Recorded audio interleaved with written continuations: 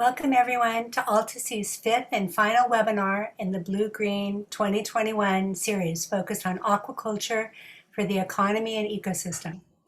My name is Linda Chilton. I'm the Education Programs Manager for the University of Southern California Sea Grant Program based in Los Angeles. I'm excited to be your moderator this afternoon. AltaSea at the Port of Los Angeles is dedicated to accelerating scientific collaboration, advancing an emerging blue economy through business innovation and job creation, inspiring the next generation, all for a more sustainable, just, and equitable world. This is AltaSea's first webinar series focused on aquaculture.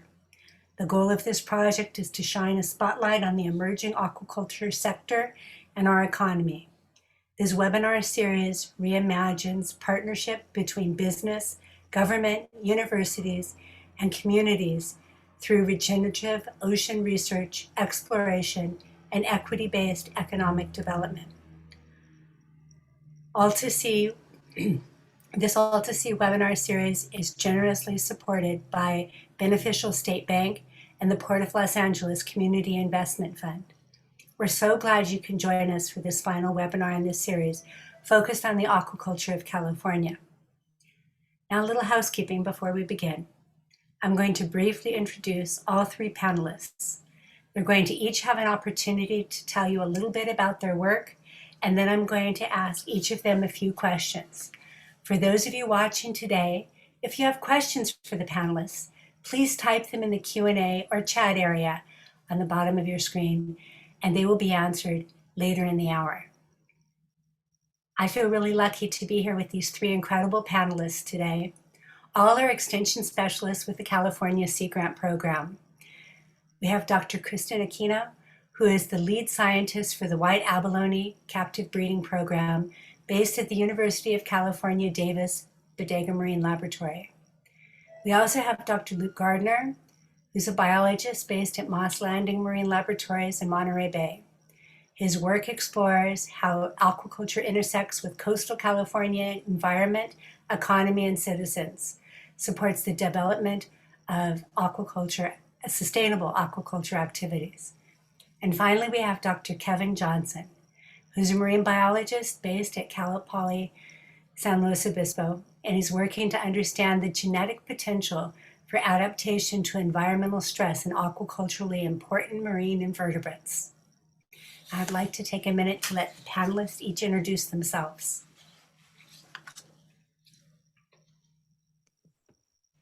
I can go first. Thanks for that, Linda. And thanks to everyone out there watching. So as Linda mentioned, my name's Luke Gardner. I'm a extension specialist with California Sea Grant based up at Moss Landing Marine Labs. My work pretty much primarily focuses around aquaculture, while some of my colleagues do many different things. But what I'm most excited about in aquaculture and passionate about is trying to find a way that aquaculture can both balance the economic as well as the environmental and social needs of our stakeholders throughout California, and also just educating people as to what aquaculture is. And so those are some of the things that I focus on, and it's quite broad. It's from classical science to policy to outreach and education, all sorts of different things. But that kind of sums me up. Kevin? Thank you. Thanks, Luke. And yes, thanks, Linda. And thanks to AltaSea for having us. I'm excited to be here today to chat about all things aquaculture in California. As was said, a lot of my programming is really focused on understanding the genetic potential for rapid adaptation to climate change stressors in aquaculturally important marine invertebrates. And so a lot of that work is right now happening around oysters and clams. And I'm really using this platform to develop opportunities for students from underrepresented groups to experience not just marine science, but aquaculture and learn about the industry. There's a lot of push to expand aquaculture on the West Coast in general. And we're going to need a lot of people who have experience with these types of professions and the skill sets needed for aquaculture. And I I think that the more that we can do to increase the diversity and inclusion opportunities within aquaculture and marine science in general, the better off we will be moving forward. Thank you. Kristin? And thanks so much, Linda and AltaSea, for putting this on. And thanks everyone who's joining us. As Linda said, my name is Kristin Aquilino. My pronouns are she, her, and hers. And specialized fertility clinic and nursery for an endangered marine snail, the white abalone. And I basically work in restoration aquaculture.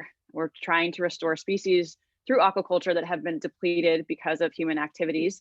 And I work really closely also with commercial aquaculture and what one might call recreational aquaculture, with those thinking about aquariums and other places that might grow animals. Basically, we're trying to make as many of these snails as quickly as possible so we can save the species that intersects with a lot of other types of aquaculture. So my job involves a lot of bringing many partners together who are interested in different parts of saving a species, because to save a species, you can't just be an expert in one aspect of it. You have to know about reproductive biology and climate change and how to make as many of them as possible and make them as happy as possible. So that's what I do. Thank you. And you all bring out so many important issues and complexities. So let's dive a little bit deeper and let me ask you a few specific questions. And please, I look forward to hearing what your thoughts and answers are. Luke, what are some emerging issues of aquaculture in California? Thanks for that, Linda.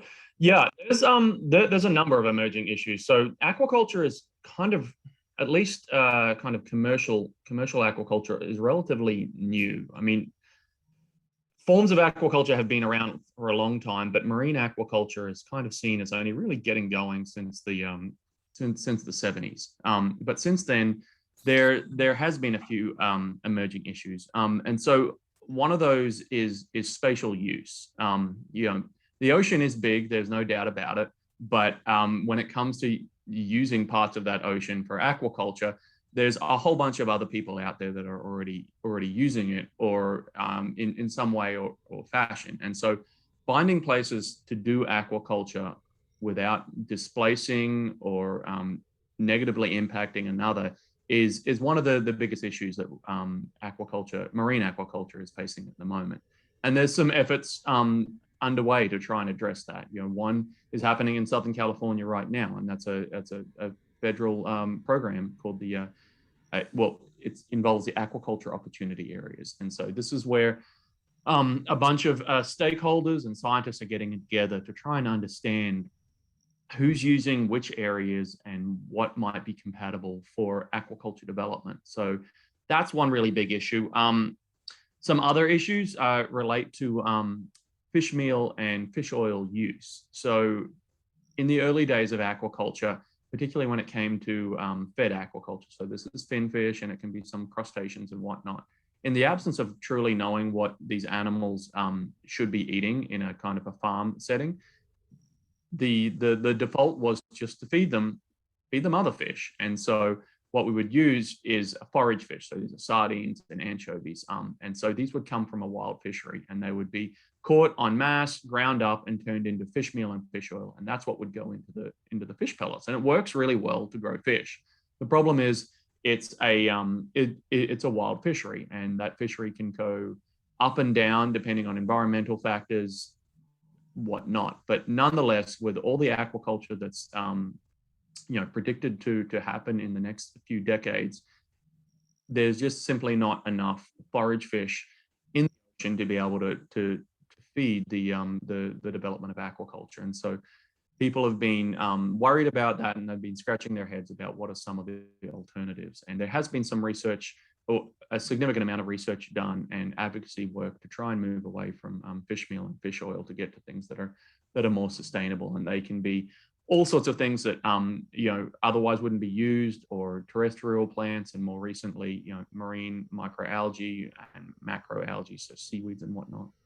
That's another big one.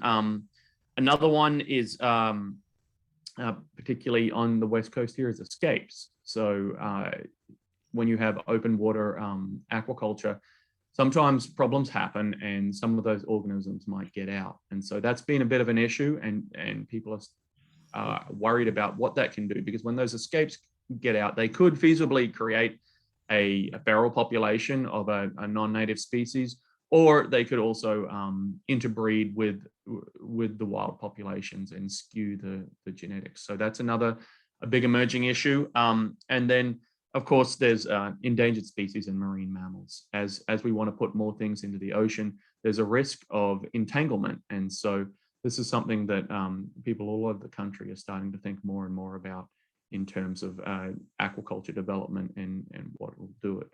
And then finally, as aquaculture kind of ramps up and increases in productivity, and where you find it, it's going to be diseases. Not so much diseases to humans, but diseases within aquaculture. So just like we've seen with terrestrial agriculture, with livestock and crops, when you grow a lot of the same thing over and over again, diseases can start to take hold. And so aquaculture needs to be ready for that. So when we do have some big diseases, we've got a capacity to kind of to solve those issues. But those are just some of the emerging issues that come to mind immediately. Thanks, Lynn. Thank you. All really important ones that are being addressed and looked at, and I'm glad you were able to share some of the strategies and approaches to dealing with those. And one of those strategies might be, and this question's for you, Kevin, is how important do you see it in engaging underrepresented groups in STEM? And what are some effective ways to make STEM more accessible? So science, technology, engineering, and mathematics. And I think of that in terms of, new folks to be able to help solve some of those challenges. Yeah, this is an area that, I feel really strongly about. I'm a product of the California State University system, that most of our campuses are Hispanic serving institutions. If we look across, just across the US at university enrollment rates, 35 to 38% of those individuals are coming from underrepresented groups. But then when we look at marine science advanced degree receivers, we're down to seeing 4.5% of all recipients of advanced degrees in marine science being from underrepresented groups. That's a really big disparity. Over 10 years, from 2008 to 2018, I counted up a total of 40 people from Latino backgrounds that received PhDs in marine science, 15 African American, and only 6 First Nation groups. And you have to think a lot about the potential, the knowledge that we're missing out on. The insights from people that are coming from different backgrounds and what they might be able to bring to the table. We're not seeing that because we don't have the diversity in STEM right now that we need to have. It doesn't reflect our population. It doesn't reflect the population that's going to university. And so it's really a sign of a deeper issue in our institutions here in the US, and especially on the West Coast, where we really should be seeing a much more diverse graduate workforce coming out that have these advanced skills to be applying the problems in their own backyard. And that's where I think a lot of the opportunities come, is as we're able to provide this experience for students and encouraging them, showing them potential opportunities, and showing them potential challenges and the obstacles that we need to get over, is going to inspire a generation of students to really start taking on those challenges. But the ocean is big. It's this big entity that really, if you are not taking courses about marine science, you don't understand the complexity. It's hard to understand the complexity without a lot of kind of time and effort put into that. And so it's easy to write it off as just this big blue space that is going to solve its own problems. And so the things that Luke brought up are perfect. Those are some big challenges that we have in front of us. We look at the feed issues and the solutions that have been coming out from that. There's going to be solutions to many of these issues. We just need to be tapping into a broader, more diverse workforce to help us come up with solutions to some of these challenges. None of these challenges are the critical hit to aquaculture. They're all just obstacles that need clever solutions. And to get those clever solutions, we need more people thinking about them. and ways to move forward. Thank you. And it's nice to go from challenges to, yes, it's devastating low numbers, to the possibilities and the hope that you bring in that. So thank you. Kristin, I also think about a little bit of something Luke mentioned earlier in terms of that captive or that breeding of a small or of a single population together. And that is definitely part of what you're doing is looking at abalone, white abalone, and how is climate change impacting captive and wild populations of white abalone, and what are the issues you have to look at there? Well, I guess I can start by saying that I hope that I can answer this in the same way as Kevin, with talking about both problems and some potentially hopeful solutions. Let's start with the wild. We're making all these white abalone in captivity, and our goal is to put them out into the ocean where they can create self-sustaining populations. But the reality is they're going into a very different ocean than the ones that their parents and grandparents lived in. And that ocean is going to continue to change. So what can we do to prepare the abalone that we are creating to be able to withstand those changes, to adapt to those changes? There's a lot of decision making that we can do to figure out the best places, the places that might be least impacted, to make the most abalone possible, to make sure they have the greatest amount of genetic variation, so that way they can deal with climate change and have genetic material to be able to adapt and evolve using. And then we have to make some decisions, obviously, on land too, about how can we curtail some of the effects of climate change in terms of reducing CO2 emissions, making better decisions about how we are going to mitigate climate change on a global scale. In the wild, one of the good things, or the easier things about saving white abalone compared to some other species, is their habitat is actually relatively intact. Yes, there are occasionally kelp areas where there's no kelp in Southern California where their native habitat was. There can be urchin barrens, there can be pollution, ocean acidification is happening. But in terms of human impact on environment, they have a relatively pristine environment, and this is very lucky for this species. So our other challenges are actually on land. All of the production of white abalone is going to happen on land-based facilities that are going to experience the same kind of challenges that are happening in the ocean, and maybe even more so. So as Luke mentioned, one of the things we're worried about with climate change and aquaculture is disease. There is a disease that impacts abalone called withering syndrome. And one of the challenges with this disease is that it's actually temperature dependent. So as we see increased sea surface temperatures and we draw that water into our aquaculture facilities, we might have more challenges with this disease in particular, and perhaps other diseases as well. We're worried about harmful algal blooms. We had die-offs both in the wild and in laboratory aquaculture settings because of harmful algal blooms, and temperature can play a role in that as well. And we're also worried about ocean acidification, as I mentioned earlier, especially for the very vulnerable early life history stages of these animals. And all of these stressors might interact. So I'll already mention that temperature and disease can interact.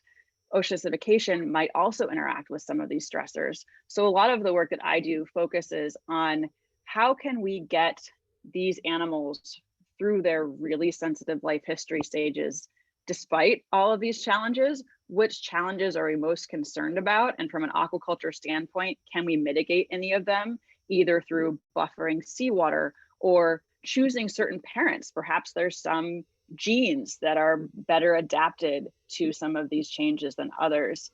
And then how can we make the most robust animals possible? So that way, once they are in the wild and we can't control their conditions as much, can they survive these different stressors? And I think that we are starting to key in on some of those things. And this is where a lot of that collaboration is also really important, that the challenges that we have in saving white abalone when it comes to climate change are really no different than the challenges that the commercial abalone farms face, that the commercial oyster growers face, than any other aquaculture operation face. So the thing that we can do, and I think the thing that we're doing really well, is working together on those kinds of solutions. Thank you very much. And yes, that working together, that does bring hope. In case you were wondering, yes, you got both, okay, of hitting both those issues and concerns. And as we move from issues, and I don't think we can move completely away because it's something we have to look at and look at, you know, all of these organisms that are raised in aquaculture. And Kevin, I want to bounce back to you with you know, we've heard a little bit about abalone. What about the other important invertebrates and the stresses of increasing ocean temperature and disease? Can you share more on that? Yeah, so increasing disease, ocean temperatures and disease are tightly linked, and they're just two of the stressors, right? We heard a little bit about ocean acidification and its impacts. All of these are climate-driven stressors that are really the result of our humans, our emissions. Like it really comes down to that. And so there's the first area that we need to address. But these climate change stressors, you know, they're providing new stresses on the organisms and new challenges to their way of life that they might not have seen for, you know, a very long time. We don't need to go into putting a date on it, but as these temperatures are warming, we're seeing new variants of disease come out. There was just a paper that came out looking at some oyster diseases on the East Coast. They were able to look back in time and discovered that one of the major diseases for oysters on the East Coast, the outbreak that they experienced in the 1980s that had a really big influence on the population, was driven by the evolution of a new form of the disease. And so it was actually a new genetic type that showed up.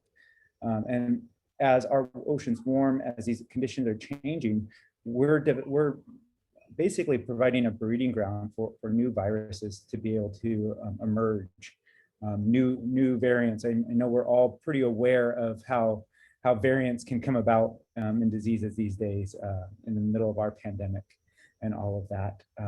And it's true in the ocean, right? We've seen withering foot, we've seen sea star wasting disease on the West Coast. That seems to have a temperature component linked to it, with maybe there being some refuges in deeper water, deeper, colder water. We see different forms of oyster herpes viruses emerging in different regions of California that are providing challenges. And, you know, once again, we're working in a marine system where it's very difficult to just quarantine a section of the ocean. It doesn't quite work that way. It's it's a unique challenge. And as the oceans warm, these new diseases are going to continue to emerge, and they're going to continue to present issues. But we do have some tools, again, right? We'll come back to that positive side of it. As Luke said, you know, marine aquaculture is relatively new. We can go back to the 1960s, 1970s, when it really started to emerge. And we've only started to push the envelope on, you know, breeding programs to develop strains of marine organisms to raise in aquaculture, and developing strains that can be resistant to some of these diseases is something that is potentially there. We've done it with plants, but, you know, in land-based agriculture, we've had these kinds of breeding programs for hundreds of years. So these aren't new techniques that we're talking about with breeding programs. These are really well established in agricultural lands, in an agricultural lens, but in the marine environment, it's brand new.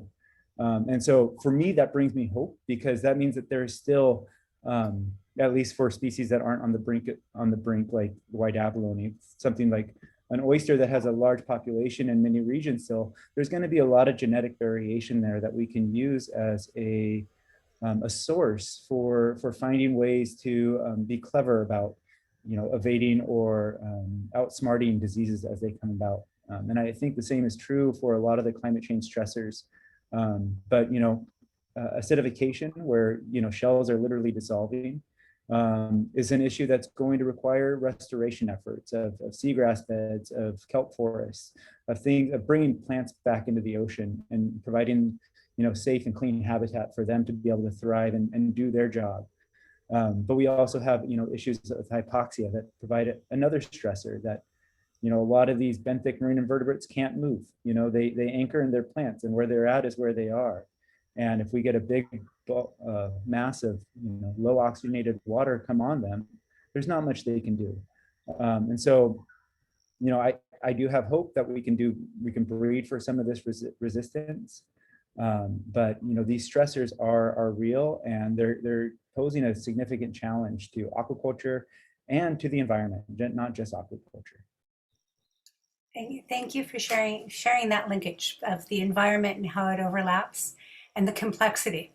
There absolutely is very little that is simple when it comes to the ocean and how it functions. Thank you. And with that, Luke, I'd love to come back to you and ask, what are some emerging opportunities you see in aquaculture in California? Yeah, thanks for that, Linda. Yeah, there's a lot of great emerging opportunities. So, just like we were talking about the issues, in some ways, issues present opportunities for us to solve. But there's also, opportunities that are just great. And so, the first one is seafood consumption. So, aquaculture has a great deal of potential to develop to kind of help meet seafood consumption. Seafood consumption is going up year after year, and aquaculture is providing more and more of it. So there's a great opportunity there in that if we're talking about commercial aquaculture, particularly for food, there's plenty of room to move into that. We just need to find a way to do it sustainably. But in addition to that, there's also emerging opportunities with aquaculture in regards to what Kristin was saying, is restoration aquaculture or conservation aquaculture. And this can take a couple of different forms. This can be, here's a species that's struggling and we really want to bring it back to a healthy population, or it could be doing another form of aquaculture that could potentially provide ecosystem benefits. And so depending on how you define restoration aquaculture or conservation aquaculture, those are some of the things that it can do. It can be directly related to the species, bringing their population back, or different forms of aquaculture to provide ecosystem benefits. That's like oysters filtering water or providing structure. The same deal with seaweed. Seaweeds can help to suck some of the carbon out of the ocean and reverse some of the acidification things going on. But otherwise, more particularly as we talk about California, we've got a great opportunity here in that at the moment, California is in the midst of developing an aquaculture action plan. And so this is something that's going to help inform aquaculture development as we go forward. And so this is a partnership between NCs, which is, that's a long acronym, National Ecological Center for Synthesis, and California Sea Grant. And this is work that's been commissioned by the Ocean Protections Council. So they're very interested in seeing how we can develop aquaculture in California. And so this action plan will be a very inclusive process with lots of public engagement to try and work out what people think aquaculture should be in California and different manners or ways that we can get there based on that. So that's another great opportunity for California. But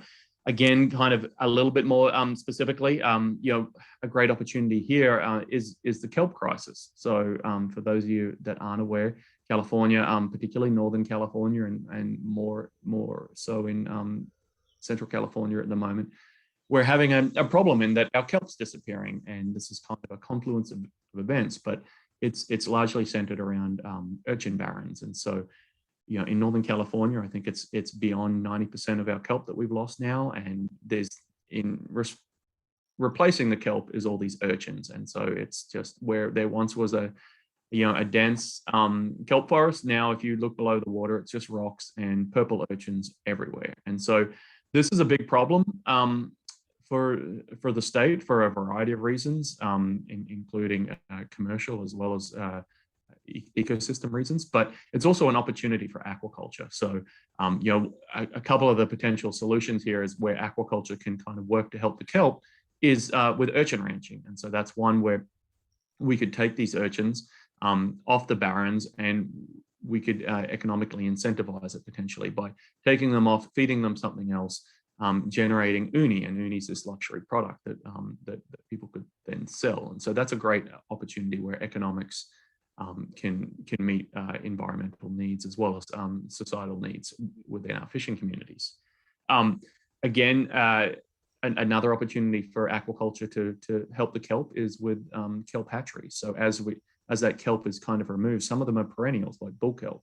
And so there's work going on at a research level and kind of pilot scales where people are looking at producing this kelp in hatcheries, then outplanting it back into the wild to where these barrens were. So the idea is you would remove these urchins off, you would replace the kelp, and hopefully things would get better. And then another opportunity, albeit a little bit more at the research level, is also reintroducing some of the urchin predators. So, what led to this kind of urchin barren is a bunch of things, but one of them is the diseases that took out the sunflower sea star, which is one of the main predators of the purple urchins. And so there's some work going on in Washington and some interest within California as well, looking at raising these sea stars in aquaculture, again, to put out into the environment to help keep these urchins at bay and at a more manageable number. And then finally, somewhat unrelated, there's also a big opportunity in aquaculture with land-based aquaculture. So as there's been kind of some issues with open water aquaculture, more and more people have been pushing to land-based, particularly when it comes to finfish and circulating aquaculture. And so at the moment, there's some large companies that are putting in significant amounts of money at looking at producing aquaculture products on these land-based recirculating systems. And the hope is there that if it can be economically sustainable, that there's a lot more control over the environmental impacts. And so those are some great opportunities in aquaculture at the moment. Thank you. Again, you tie in where there's challenges and then those opportunities to make it a possibility. And so appreciate you sharing those. And Kristin, if I can come back to you again with, in terms of your role with California Sea Grant Extension Team, what do you think are the most effective ways for federal and state agencies to partner with or collaborate with industry stakeholders and communities? Because you've had to do a lot of partnering in the work you do. I know this. Yes, and perhaps I should use my work as an example here, because the most urgent and necessary thing to save a white abalone, or to save these species of white abalone, is not always the thing that public or private funders want to fund. It is not always the thing that is most scientifically interesting, and it's not always the thing that is most socially interested or interesting, or the thing that's most interesting to non-scientific or non-funding communities. And so how do we get everyone on board? Because it takes everyone to do something like save a species. And I think it's really important to find synergies where they exist. Right now there's a lot of public funding for climate change. If you go to most aquaculture growers, commercial growers, and you have them list the things that they are most concerned about in terms of their operations, climate change is on that list, but it's not often the thing they're most worried about today, right this moment. And the same thing goes for saving white abalone, that climate change is certainly an issue. It is happening and we need to address it. But I need to make enough white abalone in my lab to even make it so climate change becomes an issue for them someday, right? And so can we ask questions about climate change while also addressing some of these other issues? And it takes a lot of conversations and relationship building to find out where those synergies exist. And I think that's the most important thing, whether we're talking about any kind of science, any kind of engagement, or aquaculture specifically, is that relationship building. I'm actually on a kind of a Southern California tour of all of the partner facilities for my program right now. We're distributing white abalone that were made in my lab, and we are also going to attempt to spawn white abalone held at 3 different partner institutions tomorrow. And these institutions range from aquariums to scientific organizations, nonprofits, government agencies, and we all have to be able to speak the same language, and we all have to be able to be on the same page about what's going on. And that doesn't just mean like writing a paper together or writing a grant together. It means visiting each other. It means doing this process together, seeing each other regularly, developing these relationships, going to a facility and saying, hey, I noticed that you did this, you do this way. Why is that? We do it differently. Can we figure out which way is better? So this relationship building is really key to answering all of these hard questions about science and aquaculture. And that connection, clearly, if you're on a Southern California tour, it's getting there. It's not just having a relationship long distance. It's really being there and being the face of what's happening. That's cool. Thank you very much. The next couple of questions are for the whole panel, and then we'll also be able to go to some of the audience questions. So if you haven't had a chance, please do put your questions into the Q&A or into the chat. And what are the most effective ways for federal and state agencies, as we expand what Kristin was sharing, federal and state agencies such as CDRIC grant to collaborate with industry stakeholders and communities? And anything you wanted to add to that, Kevin or Luke, from what Kristin shared? Sure. I mean, I think, you know, some of the more effective ways to collaborate is by having, you know, having opportunities that are really aimed at industry to find those synergies that Kristin was saying, because, you know, so often we're in the same boat with those different things.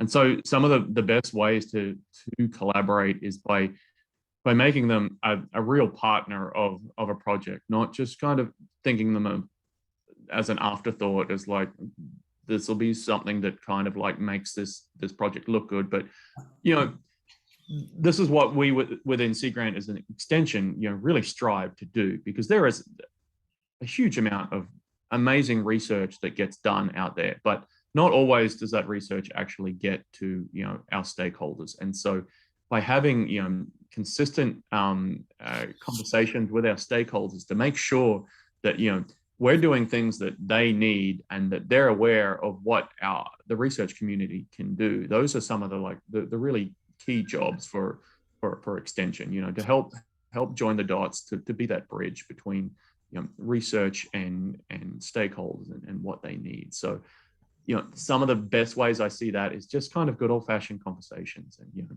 being ready to talk to someone, you know, outside of when you need them, and, you know, making sure you're checking in with them and seeing what's going on. You know, there's no substitute for having a genuine relationship with the stakeholders, and I think that's a really good way to work together. Thank you. Yeah, I'd agree with that. And, you know, just to second what Luke said, right? It's about conversations with the stakeholders. And that is, you know, one of the beautiful things about our positions as extension specialists is we have that as part of our role, and part of the role we get to play, and we're excited to play, to be able to talk to oyster farmers, talk to mussel farmers, talk to growers, talk about, you know, what are they seeing, right? Like a lot of the ideas of where I want to develop different project ideas are coming directly out of these conversations, because they're saying there's this need that we have right now. What can we do to better understand why all my oysters are dying? What can we do to prevent oysters from dying on my farm in the future? And, you know, a lot of that are unanswered questions. We don't have an answer right now. But these conversations that we're able to have, these kind of back and forths, and it's the community, it's that, like, you know, building a relationship with people so that they feel like they can call you up and say, hey, we're having these issues. Do you have any idea what's happening? And then we have our own levers in the academic world that we can pull and start to ask around and try to find solutions. And so I think, you know, Sea Grant plays a really important role there. I'm hopeful that, you know, as we move forward, more and more we'll start to really appreciate, you know, what people like Luke and Kristin and myself can do for the communities here in California to help, you know, just make a more robust, you know, community of growers and hatchery producers and managers across the board, and, you know, bringing stakeholders together in a way that can help, you know, solve some of these issues that we're facing. I know I've seen a lot of that work and the impacts of connecting with stakeholders and getting them involved. And I'm glad that you're out there and doing that. I have a question from the audience for you, from Brad. Why are we looking to breed captive strains of aquatic organisms? Is that repeating the mistakes of terrestrial agriculture? Sure, I can have a first go at that. You know, when it comes to kind of commercial production, it's kind of similar to terrestrial aquaculture.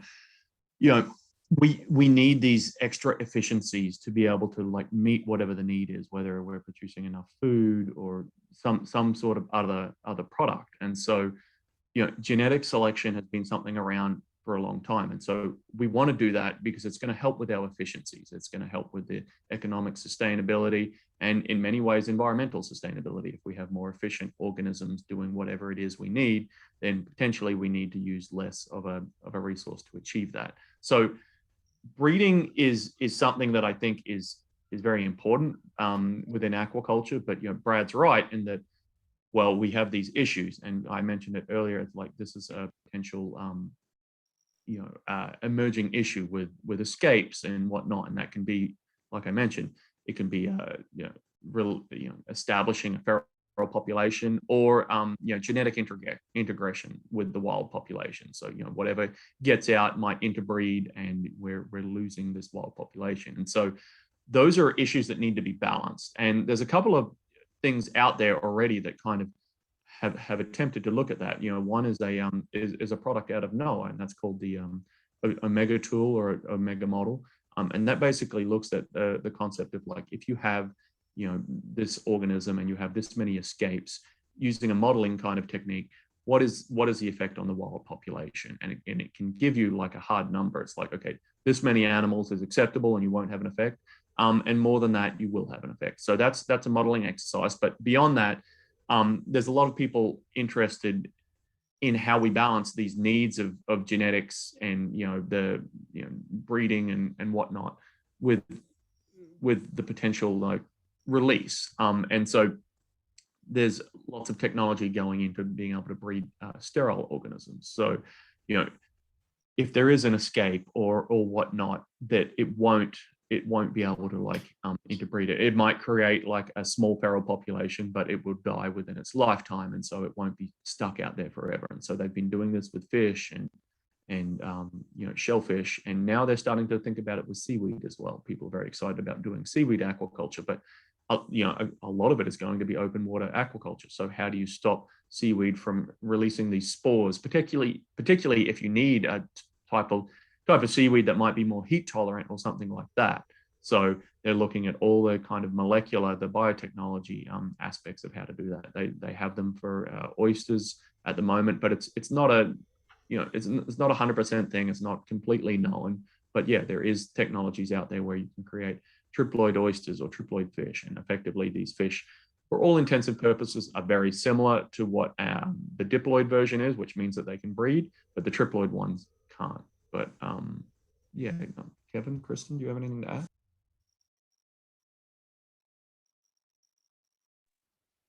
I guess I could say that I one of the things that I think about is that we have been doing both terrestrial and aquatic aquaculture for a very, very long time. It's just that terrestrial aquaculture has scaled to a much greater scale, maybe much faster or much more universally. And that my hope is that means that we can not repeat the same mistakes. I mean, that's why we're having these conversations. These conversations probably were not happening at the same level when commercial terrestrial agriculture was scaling up. And so it's the fact that we're having them now, the fact that there are so many regulations that surround aquaculture, that means that we have a chance to delve into the science, to ask the questions, to have the conversations like this one. And that means that we are much less likely, I think, to repeat the same mistakes that have been made in the past. Thank you. And Kevin, there's a question for you. In your experience, what's been the most effective way to integrate helping marginalized communities as a pillar when building a research project? So yeah, bringing underrepresented, minoritized groups into research, I think, like, first and foremost, providing paid opportunities for students. A lot of marine science has a history of pay to play, where you have to be able to fund yourself for an entire summer and, be able to have to, pay for your room and board, pay for your food, and work full time for this group. And so a lot of what I've been focusing on this summer and leading up to this summer was finding ways to get funding for my students so that I would be able to pay students to get these experiences, because their time is valuable. And as you start talking about marginalized communities, being able to bring home money is one of the most important components, right? And don't have the luxury of, a lot of these communities don't have the luxury of being able to take a summer without pay. I know for myself, my first venture into research only came about because of a paid summer internship opportunity. I was a landscaper, mowing, blowing, and going is what we would say. We'd mow lawns, and all summer long, we'd go around doing landscaping and things like that. And that paid for all of our bills and let us do what we wanted to do. And it was only because of a paid opportunity where they said, hey, we'll pay you for this summer to come and work with us. And I went, oh, I'll try that. That's a great deal. And it was a little bit less money than I would have made otherwise. But it was a game changer for me. And I think for a lot of community members, it's going to be a similar story where it's, they were interested and they would love to experience that and try to figure out what that is. But we need to make it so that these opportunities aren't pay to play. And I think that right there will go a long way to helping increase just diversity in marine science. And that's very similar to a question from Grant that asked, with grant money, is aquaculture feasible as part of a school agriculture program?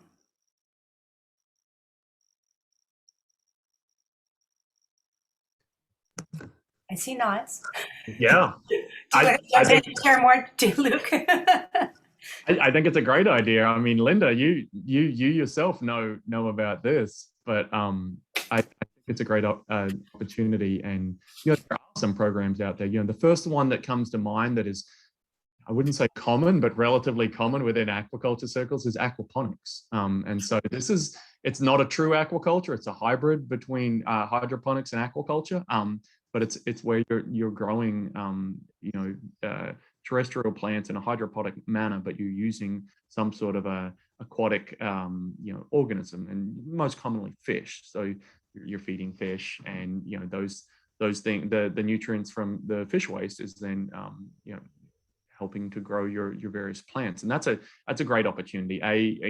Students get to see, how it all works and kind of get used to it, but things have also evolved from then well and truly into the the marine realm. And there's opportunities with both Abalone and Kevin and I have been chatting about doing something similar with our native oyster here with Olympia oysters. But yeah, definitely with grant money, there's a little bit of a capital outlay and that you need some equipment and everything like that, but there's certainly it's not that difficult, I think, and there's lots of willing people, myself included, that would love to get this stuff into more schools.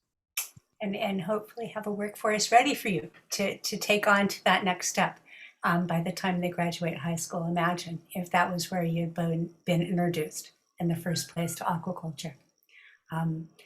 And we also have a question from Mary about, she had a couple of questions that in some ways go together, but let me start with this one is who's in charge of deciding any resources depleted due to fishing and farming and what can be done? Or take part of that at least. So it depends is the first answer. There are state organizations, there are federal organizations, there are national organizations. So for example, there are abalone species that are listed as endangered in Washington state that are not listed federally. There are abalone species that are listed federally, such as the white abalone, that are not listed on CITES. There are abalone species that are listed on CITES that are not listed state or federally. I mean, it's just there, and beyond those more governmental measures, there are other more local measures as well, at least in the United States. For white abalone, that is a federally listed species, NOAA is in charge of determining what species are are deemed endangered in the oceans in the United States. California Department of Fish and Wildlife is the California state organization that makes these decisions in the state of California, and there are similar organizations in other states as well. And generally, once an organization or institution says an animal or a plant is endangered, then that often means that they are taking on some sort of obligation to do something about that. So in the case of white abalone, being ESA listed on the Endangered Species Act means that the federal government in the US has said that it has an obligation to do something to try to save the species. And that is why we have the recovery program as it is, and we will continue the recovery program listed because of that application. Thank you very much, Kristin. You went out just a little bit in there, but I think we got your thoughts and really important. And the complexity of just tracking who's in charge of what is very, it's a variable of looking at all of that.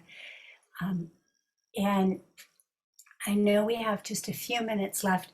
I did want to get back to one of the questions of what do you see, and for all three of you, what do you see the role of sea grant in the emerging blue economy? I can have a go first. I think Sea Grant, its role in all of this is, what's great about Sea Grant is that we're kind of honest brokers of scientific information, or we're neutral in all of it, and that's a really important component. So Sea Grant all of the Sea Grant programs hold that very dear to their heart, and to maintain a kind of a neutral stance where we try not to be advocates. We're all human, but we try not to be advocates. So when people come to us with a question, we try and address it in the most neutral way possible. And I think that's really useful, because there's a lot of people in terms of the blue economy that have opinions one way or another. And so trying to find kind of like the common ground is really good. And I think a really good opportunity for Sea Grant for convening these people together, for helping to put information together that people can trust. That's just some thoughts that came to my mind. Thank you. Kevin or Kristin, did you want to add to that at all?